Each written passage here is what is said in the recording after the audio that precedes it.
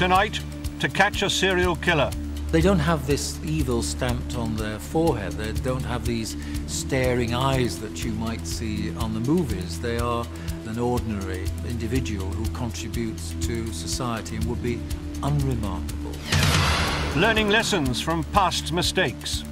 But the police, the inept investigation resulted in the death of my mom. And that takes a lot of coming to terms with. Locked up for life, but are there more victims? Killing is a young man's business, so I think that's the first thing that points to me that there are more victims that we should be looking at that right might be associated with.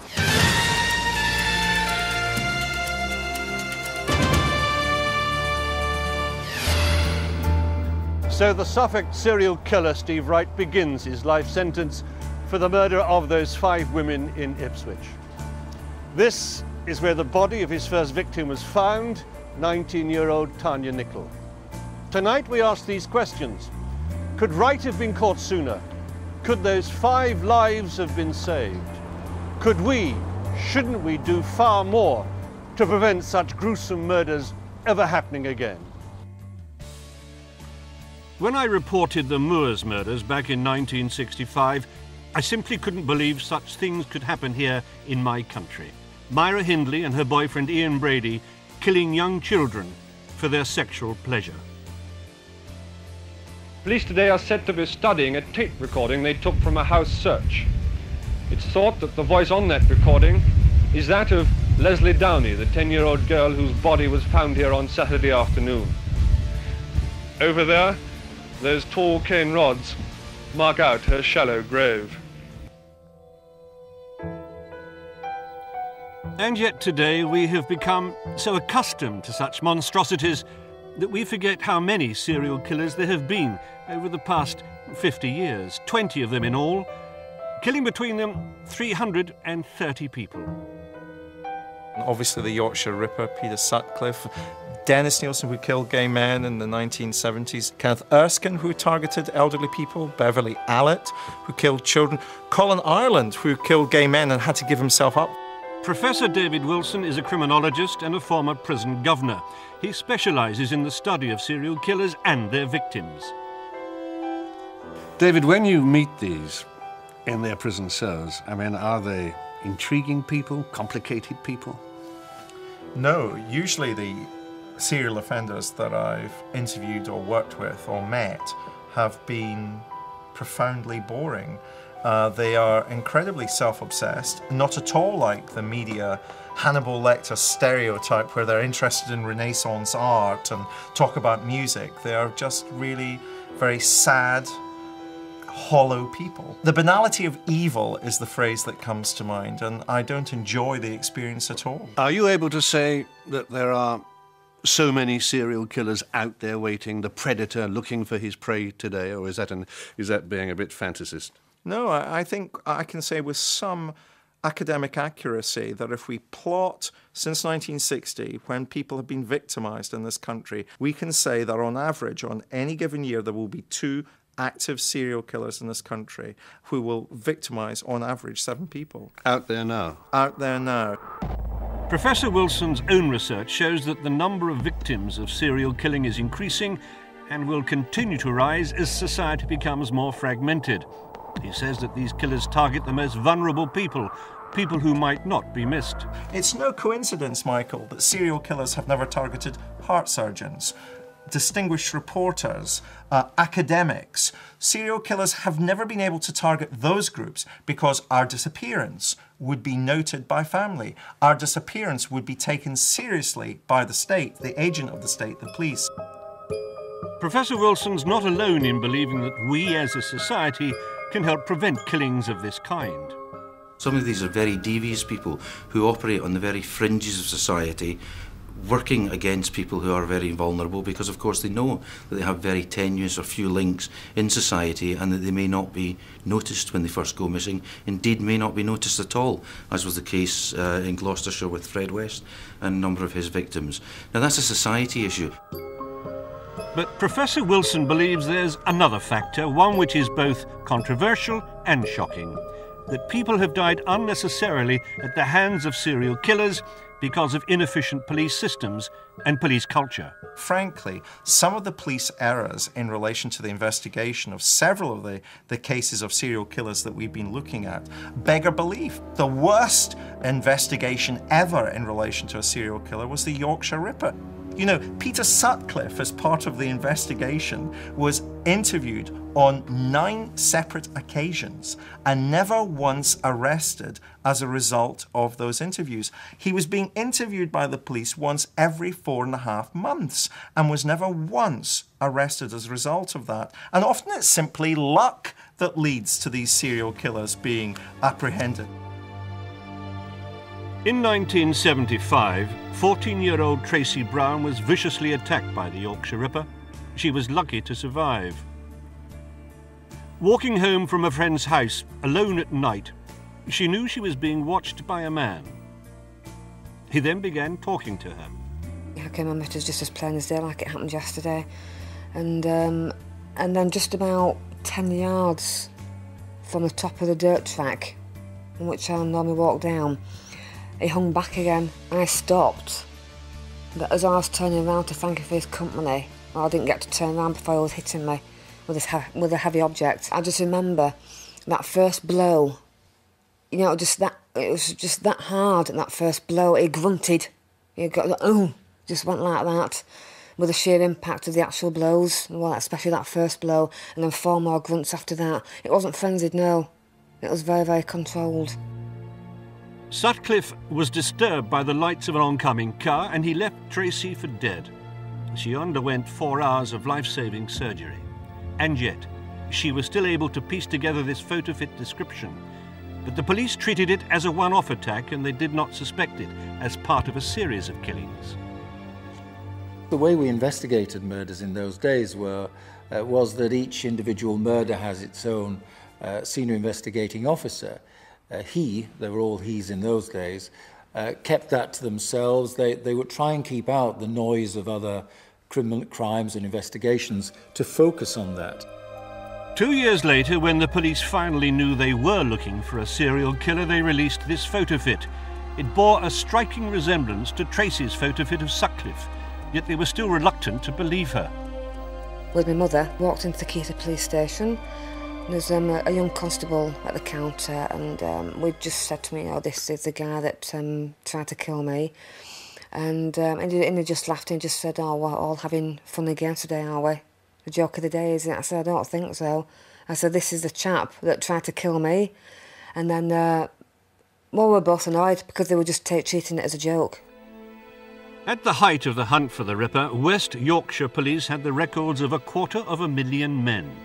But poor filing and recording meant that Sutcliffe was interviewed time and time again without detectives being aware of all that he'd said in previous interviews. A lot of water had gone under the bridge, crimes had been committed, a lot of information had been collected, so it was a virtual impossibility to bring it all together.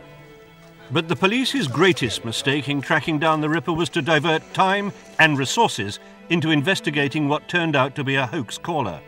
I see you are still having no luck catching me. I have the greatest respect for you, George, but Lord, the only time they came near catching me was a few months back in Chapeltown.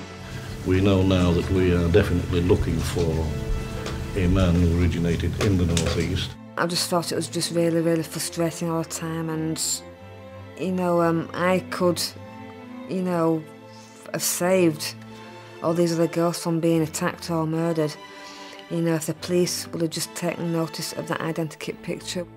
Sutcliffe was finally arrested when officers stopped his car in a red light district and discovered it had false number plates. On a hunch, they arrested him and later found the 2 key weapons, a knife and a hammer.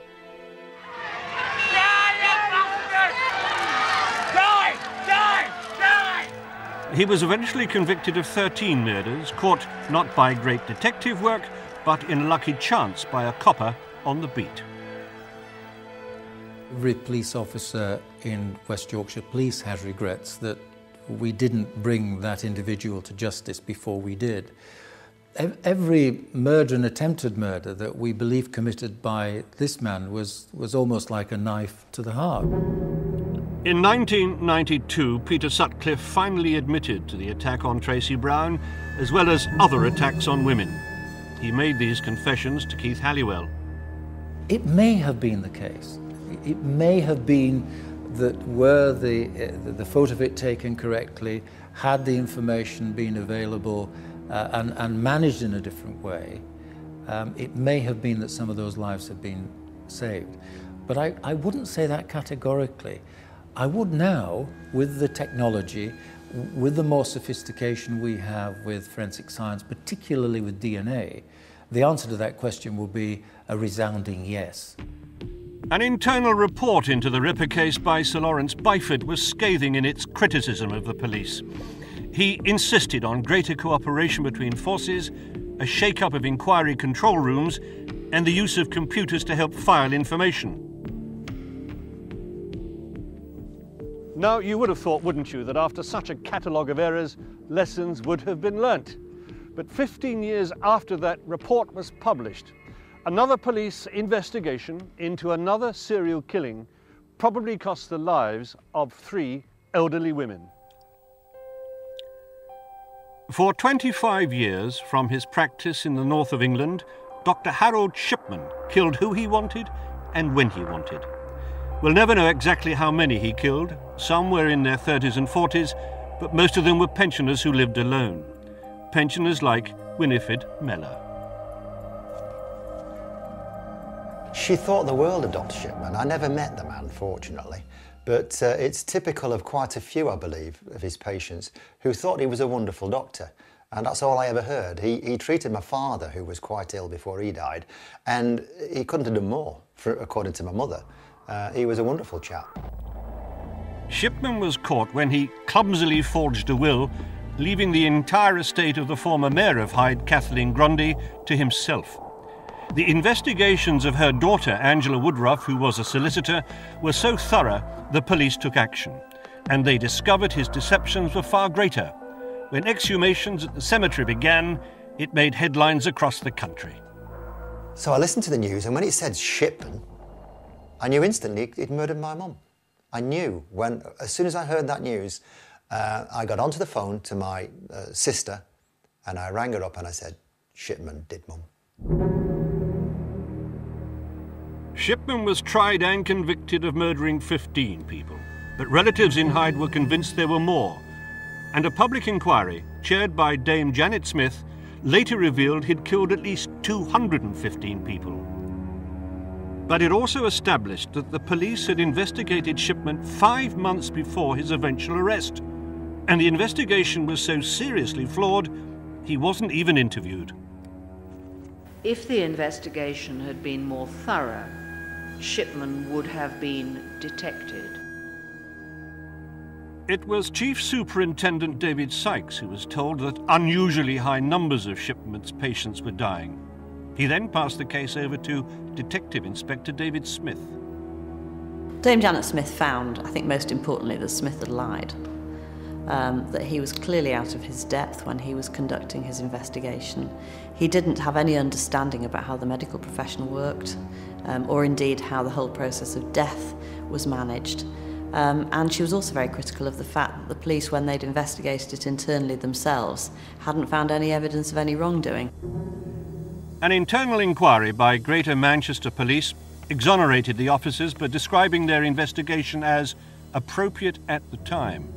But Dame Janet found that both the scope of the inquiry and those who carried it out were inadequate. I don't think that the police officer, Sykes, who was principally involved in this investigation, was not somebody who was experienced in investigations. He didn't oversee Smith and realise that Smith clearly didn't know what he was doing. In her recommendations, Dame Janet said that the individual officers were unlucky to have been involved with Shipman, and that many others in their position would have also made errors. But she added that if those officers had acted with what she termed reasonable expedition, 3 murdered women would probably have survived. The family's views are certainly stronger. We mustn't get away from the question that Shipman murdered my mum.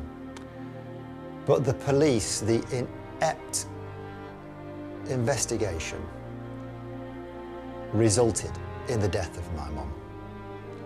And that takes a lot of coming to terms with. You do come to the conclusion that it's the incompetence of the police forces that have enabled these people to kill so many. Well, I wouldn't accept that. First of all, let's put it into perspective. Homicide has fallen year on year over the last 5 years across the UK. Our opportunity to understand homicide and the drivers of homicide has increased over the last 10, 15 years. In fact, following the Byford report from the time of the Orchard Ripper, there's been significant leaps forward in terms of policing, both through technology and our approaches to identifying serial killers and those who are intent on preying on vulnerable people.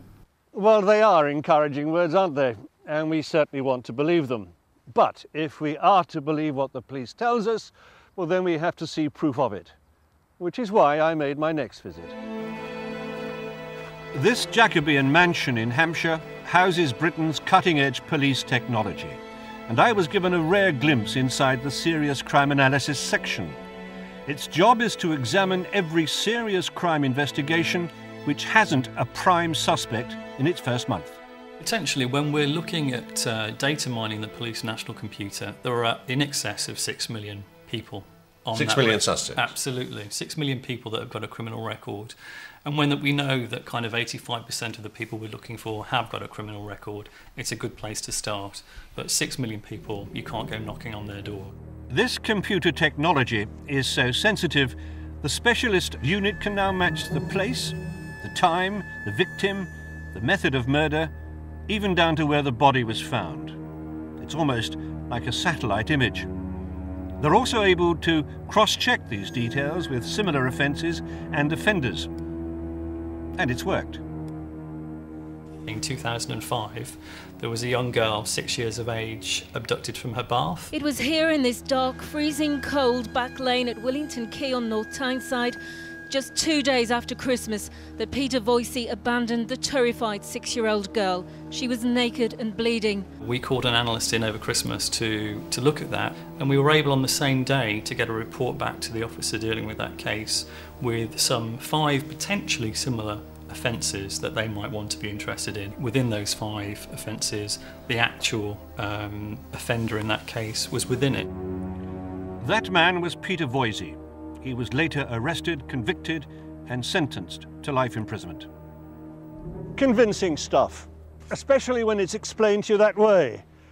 All those computer software images, all the analysis, and information immediately available to every police force in the country. And of course, that seemingly infallible DNA testing.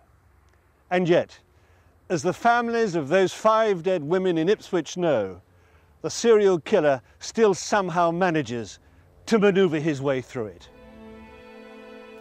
The first victim of the Suffolk strangler was Tanya Nicol. This path leads to the brook, where her body was discovered in late 2006. When Professor Wilson visited the scene, he was struck by how similar it was to another prostitute murder 16 years ago.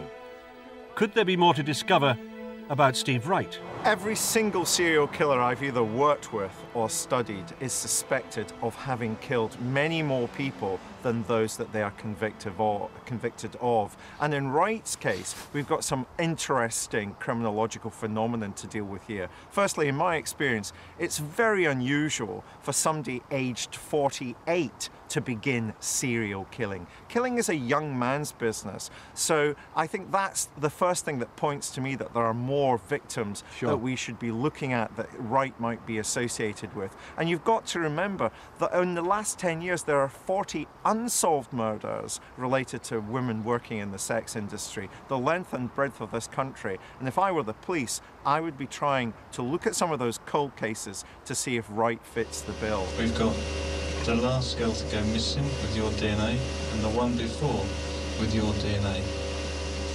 Both on their naked bodies. How can that be? No comment. Wright was arrested 10 days after the police had his first DNA sample. Speedy indeed. But we shall have to wait to see if they were as efficient with those historical cold cases.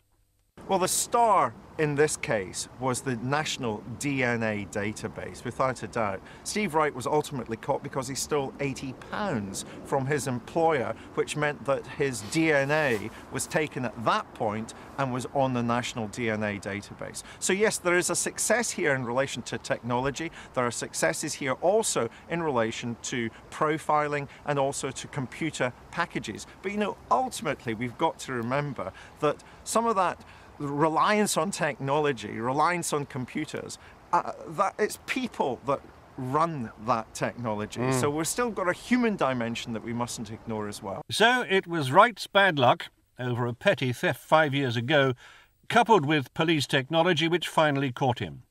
So will this be a watershed in the detection of serial killers? No, I don't think, unfortunately, that's the case. There are always going to be people in our community who want to do dreadful damage, harm, murder to their fellow human beings. I think what will change is that the places that serial killers target, the people, the groups of people that serial killers target might evolve. They're tending not to target children because of the new controls over childhood that the adult world has placed. But if you think about where there has been a growth in interpersonal violence, stranger interpersonal violence, in the nighttime economies of our towns and cities, I think we'll see a growing number of serial killers targeting that kind of environment to find victims there. So is that how they will adapt, these killers? Mixing with the night crowds, blending in with the bingers and the revelers, carefully picking out their next victim? They don't have this evil stamped on their forehead. They don't have these staring eyes that you might see on the movies. They are, to all intents and purposes, an ordinary individual who contributes to society and would be unremarkable in many ways. And that's the problem, of course, that there will be, I'm afraid, Sutcliffes in our community now. We don't know who they are, and it's very difficult to detect them before they begin doing what they do. They don't have evil stamped on their forehead. To all intents and purposes, they are ordinary people. Scary, yes. Frightening, certainly.